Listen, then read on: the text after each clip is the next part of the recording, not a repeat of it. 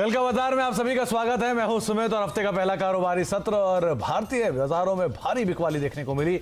शुरुआती gap down और उसके बाद धीरे धीरे इंटेंसिटी बढ़ी और दिन के निचले स्तरों के करीब ही मार्केट्स आकर बंद होते हुए दिखाई पड़े। सभी इंडिसेस में बिकवाली। फार्मा कम बिकवाली के साथ कामकाज कर रहा था, लेकिन मेजरली मार्केट्स में फ्रंट लाइन में 3-3.5% की बिकवाली और मिड कैप स्मॉल कैप जो कि करीब 5-5.5% टूटकर बंद होते हुए दिखाई पड़े। आईटी और फार्मा एफएमसीजी कुछ हद तक सपोर्टिव थे, लेकिन मिले जुले आप कह सकते हैं या फिर सेलेक्टिव स्टॉक स्पेसिफिक स्टोरीज थी।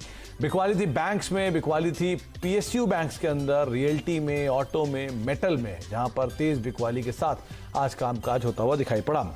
चले इस बिकवाली के पीछे कितने एफआईएस के आंकड़े रहे ये भी आपको बताया था। करीब 1700 करोड़ रुपए की बिकवाली का एक आंकड़ा अभी थोड़ी देर पहले आया है एफआईएस की तरफ से और 232 करोड़ रुपए के आसपास की खरीदारी डीआईएस की तरफ से देखने को मिली है। 1750 करोड़ की बिकवाली एफआईएस की और करीब 232-250 करोड़ रुपए के आसपास की खरीदारी डीआईएस की रही। इसके अलावा एक और बड़ा इवेंट हुआ है, वो है टीसीएस के नंबर्स जो कि अनुमान के आसपास ही कह सकते हैं, फिर मिले जुले ही कह सकते हैं। कुछ चीज़ों में अनुमान से बहुत बेहतर है, जैसे कि अगर आप इनकी डॉलर रेवेन्यूज देखेंगे, मार्जिन वाला आंकड़ा देखेंगे जो कि अनुमान से बेहतर है। 26.6% मार्जिन का अनुमान था, लेकिन 26.85 यानी 20 बेसिस पॉइंट के आसपास का इंप्रूवमेंट वहां पर है, डिस्पाइट जो वेज हाइक की बातचीत थी वो। आय फ्रंट पे हालांकि अनुमान से थोड़ा सा नीचे है, मुनाफा अनुमान से थोड़ा नीचे है, एबिट अनुमान से बेहतर है, डील ऑल टाइम हाइस पर है। तो कुछ चीजें बहुत बेहतर, कुछ चीजें बेहतर, कुछ चीजें अनुमान से नीचे। तो मिला जुला नंबर आप कह सकते हैं। कमेंट्री का आंकड़ा, ब्रोकरेज हाउसेस की रिपोर्ट्स, अपग्रेड्स, ये सब चीजें हैं जो क्रूशियल रहेंगे। और एक और अहम चीज की टीसीएस आज पहले ही 2.5% टूट चुका है, तो अब कैसा रिएक्ट करेगा ये जरूर मार्केट कीनली वॉच करेगा। चलिए आज के जानकार हमारे साथ मौजूद हैं मानस जायसवाल, उनसे हम बातचीत करेंगे, आपके सवालों के जवाब भी लेंगे। तो मानस, सबसे पहले तो मार्केट्स में तेज बिकवाली देखने को मिली और आप हमेशा से तेजी में ही रहते हैं, आपको हर गिरावट तेजी ही दिखती है, खरीदारी का मौका ही दिखता है। आज भी है वो मौका? नहीं, परिस्थिति काफी बदल गई है सुमित जी। ये कहना कि गिरावट में खरीदारी करना तो बहुत मुश्किल लगता है। देखिए, पैटर्न नेगेटिव हुआ है, कुछ इंपॉर्टेंट सपोर्ट ब्रेक हुए हैं और अब सबसे इंपॉर्टेंट ये है कि जो मार्च के लोज थे उसको निफ्टी ने टेस्ट किया, वहां पर थोड़ा सा रिकवरी भी देखने को मिली आखिरी 1 घंटे में। लेकिन अभी ये कहना कि ये रिवर्सल है, ये कहना थोड़ा जल्दी है मेरे हिसाब से। तो अब आपको 14,440 का इंतजार करिए। उसके ऊपर जब निफ्टी सस्टेन करे तभी आपको खरीदारी करनी है, तभी आपको कोई चांस लेके चलना है। अदरवाइज ये तो थोड़ा नेगेटिव लगता है, ऑसिलेटर नेगेटिव क्रॉसओवर दे रहे हैं। पैटर्न को देख के लगता है कि शायद हमें 100 डे मूविंग एवरेज टेस्ट होते हुए दिखेंगे 14,100 के। तो यहाँ से करीब 200 से 250 पॉइंट की गिरावट अभी और देखने को मिल सकती है। तो कॉशियस रहने की जरूरत है, एग्रेसिव होकर लॉन्ग पोजीशन नहीं बनानी चाहिए। कोई जैसे जो सेफ सेक्टर्स हैं वहां पर आप एक बार फिर भी देख सकते हैं, फार्मा या तो एफएमसीजी। अदरवाइज थोड़ा अवॉइड करें मार्केट को तो बेहतर रहेगा। तो अवॉइड करें, नीचे के लेवल देखने को मिल सकते हैं थोड़ी बहुत, और तेजी आप करें 14,440-450 के ऊपर अगर सस्टेन करता है निफ्टी उसके बाद। लेकिन स्टॉक स्पेसिफिक स्टोरीज हमेशा मार्केट में रहती हैं, इंडेक्स को आप कुछ टाइम के लिए अवॉइड भी कर सकते हैं। अच्छा मानस, स्टॉक स्पेसिफिक कोई कॉल तेजी या मंदी के लिए? देखिए, फिलहाल के लिए तो मैं मंदी की ही बात करूंगा। तेजी की बात करने के लिए मेरे पास स्टॉक्स एक्चुअली है नहीं।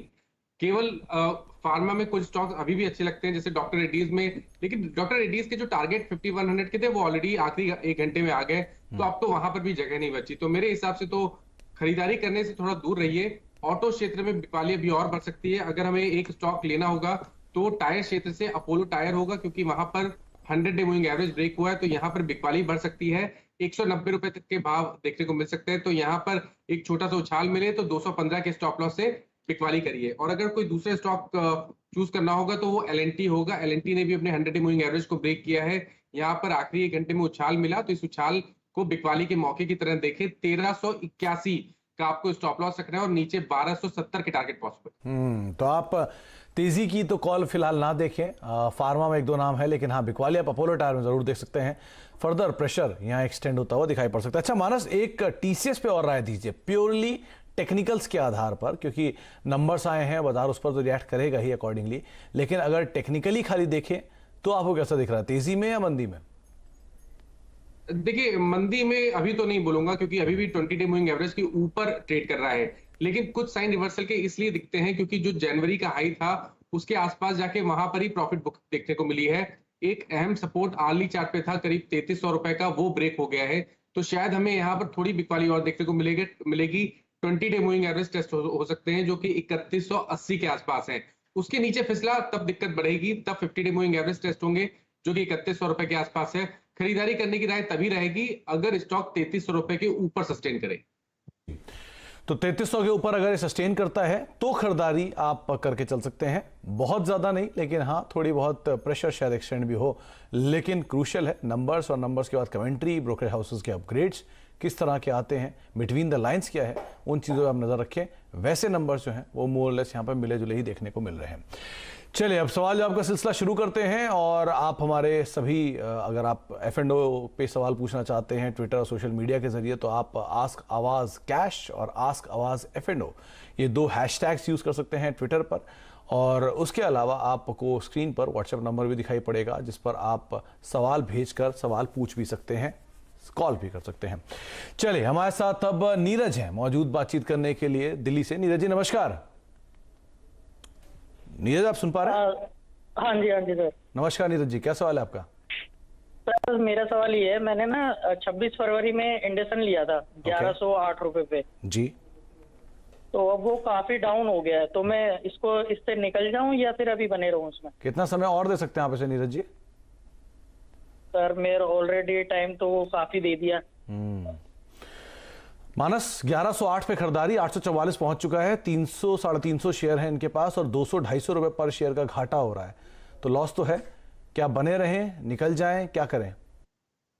देखिए करीब 15-20 दिन से देखिए तो मैं समझता हूँ कि सबसे वीक स्ट्रक्चर अगर बैंकिंग क्षेत्र में किसी का था तो वो इंडसइंड बैंक का था। यहाँ पर लगातार लोअर टॉप लोअर बॉटम बन रहे थे, लेकिन आज ज्यादा नेगेटिव इवेंट हुआ है क्योंकि स्टॉक ने अपना 200 डे मूविंग एवरेज ब्रेक कर दिया है। उसके नीचे की क्लोजिंग देखने को मिली है और वहां पर वॉल्यूम देखने को मिले हैं जो कि अच्छे संकेत नहीं है। एक आखिरी होप अगर कोई है तो वो जनवरी के लो है 789 के लेवल से याद रखिए। 789 के नीचे फिसलेगा तब तो इनको बिल्कुल निकलना पड़ेगा। ऑलरेडी इनका लॉस हो रहा है, लेकिन जब 50-60 रुपए की बात है तो थोड़ा और इंतजार कर लीजिए। 789 के नीचे फिसले तो बिल्कुल अपनी पोजीशन से एग्जिट हो जाए। मेरे हिसाब से इंडसइंड बैंक में अब आपको केवल 900 रुपए के ऊपर ही खरीदारी करनी है, उससे पहले ये सेल ऑन रैली स्टॉक है। तो फिलहाल मुश्किल है ये बात, लेकिन कोई भी तेजी मिले, आपका लॉस मिनिमाइज हो तो आप यहां से निकले। और 900 रुपए के ऊपर शायद तेजी बनते हुए दिखाई पड़े, लेकिन नंबर्स भी हैं तो आप उनका भी जरूर ख्याल रखिएगा। संतोष पवार नासिक से हमारे साथ मौजूद हैं। पवार साहब नमस्कार। नमस्कार सर। नमस्कार पवार साहब, क्या सवाल है आपका? कुछ नहीं सर, मैंने MSTC के शेयर लिए सर 7000 और उसका शेयर रेट है 330 रुपीज। और क्या समय आप दे सकते हैं? मैं 6 महीने साल तक 6 महीने साल तक दे सकते हैं। अच्छा, बड़ा लॉस है। 333 पे खरीदारी है, 266 रुपए मौजूदा स्तर आ चुका है, करीब करीब 64-65 रुपए का घाटा है। 7000 शेयर हैं। मानस नजरिया तो ठीक ठाक है, खबरें भी ठीक थी, इसके साथ क्या किया जाए? लेकिन स्ट्रक्चर अगर आप देखेंगे तो पहला जो रिवर्सल का साइन था वो तब मिला था जब 300 रुपए के लेवल्स ब्रेक हुए थे। उसके बाद से लगातार स्टॉक फिसल रहा है। आज स्टॉक ने अपना 50 डे मूविंग एवरेज ब्रेक कर दिया है। मेरे हिसाब से गिरावट अभी और बढ़ेगी। जो पहला डाउन साइड दिखता है वो 250 का दिखता है, लेकिन अगर वो ब्रेक हो जाएंगे तब शायद इनको 210 और 220 के स्तर भी देखने को मिलेंगे। तो कॉशियस रहने की जरूरत है। मेरे हिसाब से कोई उछाल मिले तो एग्जिट कर जाए और अब खरीदारी तब करें जब स्टॉक 300 रुपए के लेवल्स को क्रॉस कर जाए। तो मुश्किल होगा यहां पर भी, लेकिन आपको तेजी मिले, आपकी खरीदारी के आसपास आए, लॉस मिनिमाइज हो तो आप यहां से निकल सकते हैं, नीचे की तरफ दोबारा खरीदारी कर सकते हैं, या फिर जो लेवल्स बताए गए हैं वहां पर आप नजर रख सकते हैं। एक सवाल बासु ने भेजा है नोएडा से BHEL को लेकर। 25 रुपए के दाम पर खरीदारी है, 182 शेयर है इनके पास। मानस फिलहाल तो प्रॉफिट में है, लेकिन आज BHEL के लोअर सर्किट से शायद घबरा गए हैं। क्या करना चाहिए इन्हें BHEL में? मुनाफा लेकर निकल जाए, बने रहे? नहीं, बने रहना चाहिए। देखिए BHEL के अगर स्ट्रक्चर को समझे तो लॉन्ग टर्म चार्ट पे तो अभी भी अच्छा लगता है। शॉर्ट टर्म चार्ट पे जरूर स्टॉक ने अपना 50 डे मूविंग एवरेज ब्रेक किया है, तो उस लिहाज से देखेंगे तो ट्रेडिंग के लिहाज से शायद 41 रुपए तक के भाव देखने को मिलेंगे। लेकिन लॉन्ग टर्म स्ट्रक्चर अभी भी पॉजिटिव है और मैं अभी भी उम्मीद करता हूं कि यहाँ पर आपको 60 और 65 रुपए की रेंज आने वाले 2 से 3 मंथ में देखने को मिल सकती है। तो ये गिरावट पे खरीदारी करने जैसा स्टॉक है। फिलहाल के लिए देखिए डेंजर जोन में ये तब आएगा जब स्टॉक अपने 39 के सपोर्ट को ब्रेक करेगा। तो ध्यान रखिए 39 के नीचे फिसले तब आप एग्जिट कर जाइएगा, अदरवाइज बने रहिए स्टॉक। बने रहें। 39 का लेवल अगर टूटता है तो थोड़ा रिस्की जोन होगा, लेकिन फिलहाल के लिए आपके लिए राय यही कि आप बने रहें, वापस 65 के लेवल्स रिज्यूम होंगे। मुस्तफा अहमद हमारे साथ मौजूद हैं जलगांव से। अहमद साहब नमस्कार। नमस्कार। नमस्कार अहमद साहब, क्या सवाल है आपका? पूछिए। मैंने टाटा एलेक्सी के 60 शेयर खरीदा था जी। 2805 के भाव से। और नजरिया क्या है आपका और इसमें? हम्म, नजरिया क्या है इसमें? मैंने शॉर्ट टर्म के लिए खरीदे थे शेयर। चलिए, तो मुनाफा तो शॉर्ट टर्म में आपको खरीदने हो रहा है को फिलहाल। अब मानस क्या किया जाए? 2916 छोटी अवधि का नजरिया, वैसे तो इन्वेस्टमेंट ग्रेड स्टॉक हो चुका है ये, 800 रुपए से चला और लगातार चला ही जा रहा है, अच्छे नंबर्स भी सपोर्ट कर रहे हैं, इसलिए चल भी रहा है। क्या किया जाए? अब जो मुनाफा है लेकर निकल जाए, बने रहे? देखिए, अब भी अगर हम ये क्वेश्चन पिछले हफ्ते आया होता, बल्कि एक दिन पहले आया होता, तो भी मैं बोलता कि आप बिल्कुल बने रह सकते हैं, कोई प्रॉब्लम नहीं लगती है। ब्लैक पैटर्न का ब्रेकआउट वीकली चार्ट पे मिला है, जिसके टारगेट 3400 3500 की रेंज में आते हैं, तो स्ट्रक्चर पॉजिटिव है। आज डिसअपॉइंटमेंट हुआ है क्योंकि मैं समझता हूँ कि मार्केट में गिरावट के चलते यहाँ पर प्रॉफिट बुकिंग देखने को मिली है। कैंडलस्टिक चार्ट पे एक बेरिश इनगल्फिंग पैटर्न बना है, जिसको देख के लगता है कि शायद थोड़ी गिरावट और बढ़ेगी, शायद हमें 2850 या 2800 तक के स्तर भी देखने को मिल सकते हैं। लेकिन स्ट्रक्चर जो लॉन्ग टर्म ट्रेंड है वो अभी भी पॉजिटिव है। तो मेरी राय में 2500 रुपए के नीचे स्टॉप लॉस रखिए और बने रहिए टाटा एलेक्सी में for the target of around 3500 3600, जो मैं उम्मीद कर रहा हूं कि आने वाले 3 से 4 महीने में टाटा एलेक्सी टेस्ट कर सकता है। तो आप बने रह सकते हैं। 3500 4000 के टारगेट्स यहाँ पे मानस देख रहे हैं। वैसे भी कल नंबर्स के बाद टीसीएस के नंबर आया, उसके बाद आईटी में रिएक्शन आ सकता है, तो अकॉर्डिंगली आप यहाँ पे कॉल लीजिए। वैसे बने रहने की राय मानस ने आपको दी है। उत्सव हमारे साथ मौजूद है वाराणसी से। उत्सव साहब नमस्कार। Good evening sir. Good evening उत्सव जी, क्या सवाल है आपका? पूछिए। सर मेरा ये सवाल था कि मेरे पास रिलायंस का शेयर था सर 1000 क्वांटिटी 1999 रुपए में। ओके। और एसबीआई का सर मैंने आज ही शेयर लिया था 330 पे 500 क्वांटिटी। तो सर क्या इस जो मार्केट कंडीशन इस समय डिक्लाइन है, उस पे इसको होल्ड करना उचित है या इसको सेल करना ही कितना सही समय रहेगा? आपने नजरिए के तौर पर रखा है? सर मैंने इसको नजरिए के तौर पे अप्रॉक्स 1 महीने के लिए रखा था। Okay okay. मानस 1 महीने का नजरिया है और दोनों हेवी वेट्स है। रिलायंस इंडस्ट्रीज देश की सबसे बड़ी कंपनी और एसबीआई देश का सबसे बड़ा पीएसयू बैंक, दोनों में ही 1 महीने में क्या अंतर आप देख रहे हैं?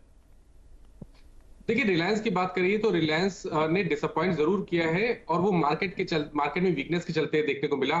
स्टॉक ने अपना 200 डे मूविंग एवरेज ब्रेक किया है। लेकिन अगर आपको ध्यान हो तो नवंबर से लेकर जनवरी तक स्टॉक ने लगातार 1800 रुपए 1825 की रेंज में एक बॉटम बनाया था और वो बहुत ही अहम बॉटम है। मैं समझता हूँ कि अगर 1 से 2 महीने या 3 महीने का टाइम फ्रेम रखें रिलायंस में, तो आपको 1800 के स्टॉप लॉस से बने रहना चाहिए।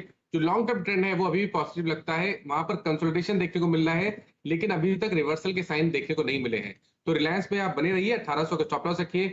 स्टेट बैंक ऑफ इंडिया में भी पैटर्न बिल्कुल पॉजिटिव बना हुआ है, जो लॉन्ग टर्म चार्ट दिखते हैं। शॉर्ट टर्म में डिसअपॉइंटमेंट है, शायद गिरावट बढ़ेगी, 15-16 रुपए और गिरेगा, लेकिन लोअर साइड पे देखें तो 290 के आसपास एक स्ट्रॉन्ग सपोर्ट है। तो 290 का स्टॉप लॉस रखें, एसबीआई में भी बने रहे। मैं तो उम्मीद करता हूं कि स्टेट बैंक ऑफ इंडिया अगर आप 12 महीने के लिए रखेंगे तो शायद आपको 500 से लेकर 525 तक के स्तर भी देखने को मिलेंगे। तो दोनों में ही बने रहने की राय है और एसबीआई में मानस को 500 प्लस टारगेट्स दिख रहे हैं, लेकिन आपको समय यहां पर देना होगा। अब गुड़गांव से हमारे साथ सुमित चौहान साहब मौजूद हैं। चौहान साहब नमस्कार। नमस्कार जी। नमस्कार चौहान साहब, क्या सवाल है आपका? सर मेरा सवाल यह है, मैंने अडानी पोर्ट्स के 189 शेयर्स खरीदे थे 842 रुपए के हिसाब से। ओके। जिसमें अभी मुझे लॉस हो रहा है, तो मैं पता करना चाहता था कि उसमें मतलब बने रहना है या सेल कर देने चाहिए। वैसे आपने क्या टाइम रखा था? मतलब टाइम कुछ नहीं रखा, लेकिन मैं अभी होल्ड रख सकता हूँ महीने, 2 महीने के लिए, 3 महीने के लिए। ओके। मानस, अदानी पोर्ट्स तेजी में इन्होंने पोजीशन ली 842 पे, 100 रुपए करीब करीब नीचे, 744 के स्तरों पर है। 190 अप्रोक्सीमेटली शेयर है इनके पास। पोजीशन में कोई टाइम फ्रेम नहीं है, लेकिन हाँ अब तो फंस गई है। क्या किया जाए इसमें? देखिए, अगर 842 पे लिया था तो इनका स्टॉप लॉस एक्चुअली 790 होना चाहिए था। 790 के नीचे जब फिसला था तभी इनको एग्जिट करना चाहिए था। लेकिन अब मैं समझता हूँ कि थोड़ा सा अगर निवेश का नजरिया थोड़ा सा बड़ा है, 3 to 4 मंथ्स का है, तो बने रहिए, क्योंकि लोअर साइड पे अगर आप देखेंगे तो 700 रुपए से लेकर 690 एक स्ट्रॉन्ग सपोर्ट रेंज है। इसके नीचे फिसलेगा तब आप अपनी लॉन्ग पोजीशन से एग्जिट होइएगा, अदरवाइज बने रहिए। 20 डे मूविंग एवरेज जस्ट आज टेस्ट हुआ है, उसके नीचे की क्लोजिंग नहीं आई है, तो इंतजार करिए। स्टॉप लॉस 690 का रखिए। तो आप पुराने या पहले स्टॉप लॉस से नीचे पोजीशन ट्रेड कर रही है, तो आप अभी तो फिलहाल बने रहें और जो लेवल्स आपको बताए हैं आप अकॉर्डिंगली उसको देख सकते हैं। एसजी वारसी हमारे साथ मौजूद है पुणे से। वारसी साहब नमस्कार। नमस्कार। नमस्कार वारसी साहब, क्या सवाल है आपका? वारसी साहब। हाँ, जी सवाल पूछिए। मैंने ये सर सवाल पूछें। चलिए शायद संपर्क टूट गया, लेकिन गोदरेज प्रॉपर्टी पे उन्होंने सवाल हमें भेजा था। 1460 रुपए के भाव पे खरीदारी है और 100 शेयर हैं। मानस, आउट परफॉर्मेंस रही थी स्टॉक की रियल स्टेट स्पेस में सबसे ज्यादा। अब करीब करीब 100 शेयर हैं और 1460 रुपए के दाम पर खरीदारी है। रफली 1260 आ चुका है, 200 रुपए पर शेयर घाटा है। क्या करें? देखिए, मैं दो ऑप्शन है, या तो आप थोड़ा बाउंस बैक के लिए तो निकल जाइए, और या तो आप 1200 रुपए का स्टॉप लॉस रखिए। उसका रीजन ये है कि यहाँ पर एक हेड एंड शोल्डर पैटर्न बना है, जिसका नेकलाइन ऑलरेडी आज ब्रीच हो गया है, उसके नीचे स्टॉक फिसल गया है, और ये एक बड़ा रिवर्सल का साइन होता है। तो मेरे हिसाब से उछाल पे 1300-1320 की रेंज में या तो निकल जाए, और या तो फिलहाल तो 1200 रुपए का स्टॉप लॉस रखे, जो कि 200 दिनों का मूविंग एवरेज है। उसके नीचे जाता है तो आपको तो निकलना ही पड़ेगा, क्योंकि उसके बाद गिरावट बढ़ेगी और शायद आपको 1050 तक के स्तर देखने को मिलेंगे। तो कॉशियस रहने की जरूरत है, 1200 रुपए के नीचे स्टॉप लॉस जरूर लगाएं। तो 1200 का एक स्टॉप लॉस, और तेजी मिले तो आप निकल जाएं। 1200 के नीचे फर्दर स्लाइड डाउन इसमें देखने को मिल सकता है। वारसी साहब, अमित तिवारी का एक मैसेज आया है ओडिशा से। इन्होंने IRCTC के 50 शेयर ले रखे हैं 1700 रुपए के दाम पर। इनफैक्ट मानस, IRCTC पे कई लोगों ने सवाल पूछे आज हमसे। 1700 रुपए के दाम पे खरीदारी है, 1580 1582 डे लो पे शेयर बंद हुआ 9% के फॉल के साथ। क्या किया जाए? देखिए, संकेत तो बहुत अच्छे नहीं दिखते हैं। स्टॉक ने अपना 50 day 100 day moving average already break कर दिया है, और अब जो आखिरी होप बची है वो 200 दिनों के मूविंग एवरेज पे है, जो कि 1500 के आसपास है। 1500 के लेवल्स ब्रेक होंगे तो तकलीफ ज्यादा बढ़ेगी। तो मेरे हिसाब से 1500 के स्टॉप लॉस से बने रहिए, लेकिन जब उछाल मिले और 1700 1710 के स्तर देखने को मिले तो वहां पर लॉन्ग पोजीशन से एग्जिट करिए, और खरीदारी आपको तब करनी है जब 1820 के लेवल्स ब्रेक हो। तो 1800 के ऊपर आप खरीदारी करें और कॉशियसली अपनी पोजीशन को आप देख सकते हैं। निधि शाह ने एक फेसबुक के जरिए सवाल पूछा है जस्ट डायल के ऊपर। करीब करीब 915 रुपए के दाम पर 150 शेयर हैं, और पिरामल एंटरप्राइजेस 30 शेयर हैं 1980 रुपए के दाम पर। मानस, 860 जस्ट डायल का मौजूदा स्तर है, घाटा है वहां पर। और पिरामल एंटरप्राइजेस आज थोड़ा सा फिर भी सपोर्टिव था, लेकिन अभी भी इनको करीब करीब 350 रुपए का घाटा है। दोनों ही पोजीशन में घाटा है। क्या किया जाए? देखिए, जस्ट डायल में 1000 के आसपास एक रेजिस्टेंस बना हुआ है। जब वो ब्रेक होगा तो बड़ा मूव देखने को मिलेगा। उससे पहले आपको 800 रुपए का स्टॉप लॉस लगाना है। 800 रुपए 50 डे मूविंग एवरेज है, उसके नीचे स्टॉक पिछले तो अपनी पोजीशन से एग्जिट कर जाए। पिरामिल एंटरप्राइजेस में उछाल पे बिकवाली करने की सलाह रहेगी। पैटर्न नेगेटिव लगता है, और ऐसा आप उम्मीद कर सकते हैं कि 1525 के स्तर आपको जल्द देखने को मिल सकते हैं। तो उससे पहले कोई बाउंस बैक मिले तो 1700 के आसपास पोजीशन से एग्जिट करें, और 1840 1850 से पहले लॉन्ग पोजीशन आपको पिरामिल एंटरप्राइजेस में नहीं बनानी है। तो निधि जी, आपको दोनों ही लेवल्स बताए गए हैं, जस्ट डायल के लिए 1000 और पिरामल के लिए भी ऊपर के लेवल, जिनको क्रॉस करने के बाद आप अपनी पोजीशन को बना सकती हैं। कोल्हापुर चलते हैं, इंद्रजीत जी वहां मौजूद है हमारे साथ। इंद्रजीत जी नमस्कार। नमस्कार सर। नमस्कार इंद्रजीत जी, क्या सवाल है आपका? बंधन बैंक पे है सर। क्या आपने खरीदारी कर रखी है, खरीदना चाहते हैं? हाँ, 292 पे खरीद रखा है। और क्या नजरिया आपका इसमें? अभी शॉर्ट टर्म का है, छोटी अवधि का है। ओके मानस, 292 पे खरीदारी, 327 का मौजूदा स्तर, 50 रुपए पर शेयर, 35 रुपए पर शेयर का मुनाफा, 50 शेयर इनके पास है। क्या करना चाहिए इसमें? देखिए, एक सपोर्ट है 325 रुपए के आसपास। आज वो टेस्ट हुआ, लेकिन उसके नीचे की क्लोजिंग नहीं आई है। तो जब तक ऐसा चलता है, 325 के ऊपर की क्लोजिंग बनी रहती है, तब तक आप बने रह सकते हैं। लेकिन अगर एक बार भी 325 के नीचे जाके क्लोज देगा, तब आपको गिरावट बढ़ते हुए दिखेगी और 300 रुपए तक के स्तर देखने को मिलेंगे। तो कॉशियस रहने की जरूरत है। क्लोजिंग बेसिस पे 325 का स्टॉप लॉस रखिए। उछाल पे 340 और 350 की रेंज को देखिए। अगर एक बार 350 के ऊपर निकल जाएगा तब तो कोई प्रॉब्लम नहीं है, लेकिन उससे पहले आपको कॉशियस रहने की जरूरत है, और क्लोजिंग बेसिस पे 325 के स्टॉप लॉस लगाने की जरूरत है। जी, तो 325 एक स्टॉप लॉस मेंटेन करें। क्लोज है बिल्कुल 327 के आसपास का मौजूदा स्तर है, और अकॉर्डिंगली आप यहां पर कॉल ले सकते हैं। चलिए, ब्रेक का वक्त है, लेकिन जाने से पहले CNBC आवाज और नेशनल स्टॉक एक्सचेंज लेकर आए हैं एक स्पेशल कैंपेन, इन्फॉर्म्ड इन्वेस्टर।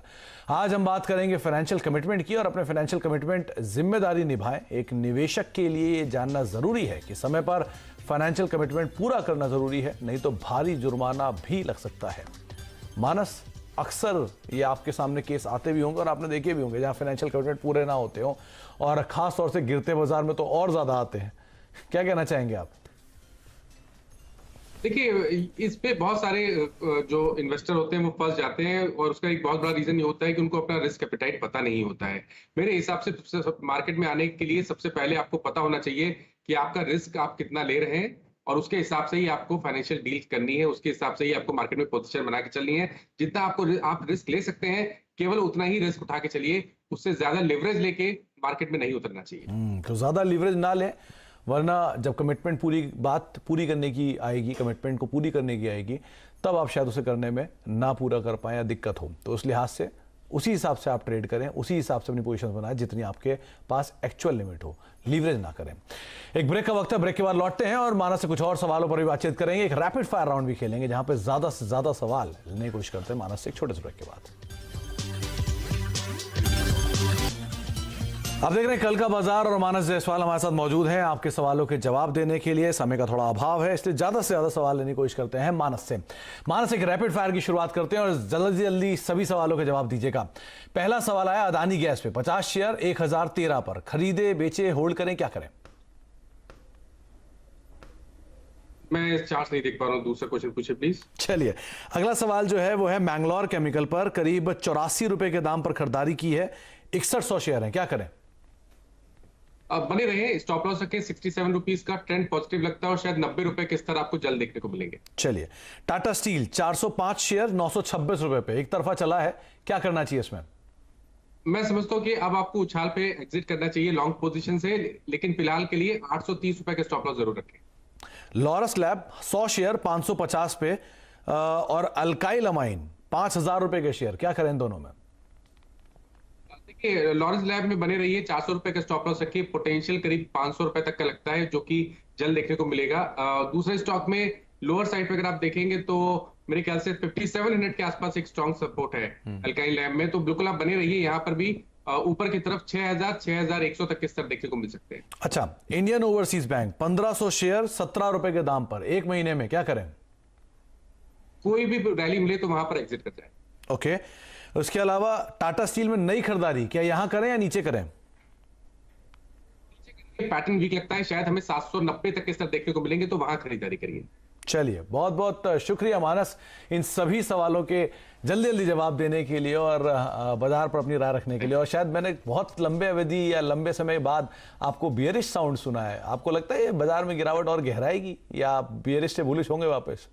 नहीं, मैं बिल्कुल बुलिश होऊंगा, थोड़ा सा और इंतजार करिए, थोड़ा करेक्शन और देखने को मिल जाए तो बेहतर लेवल्स हो जाएंगे खरीदने के लिए। चलिए ध्यान रखिएगा मानस, लखनऊ में केसेस भी काफी बढ़ रहे हैं, सिचुएशन काफी खराब है, तो अपना और अपने परिवार का भी आपका जरूर ख्याल रखिएगा।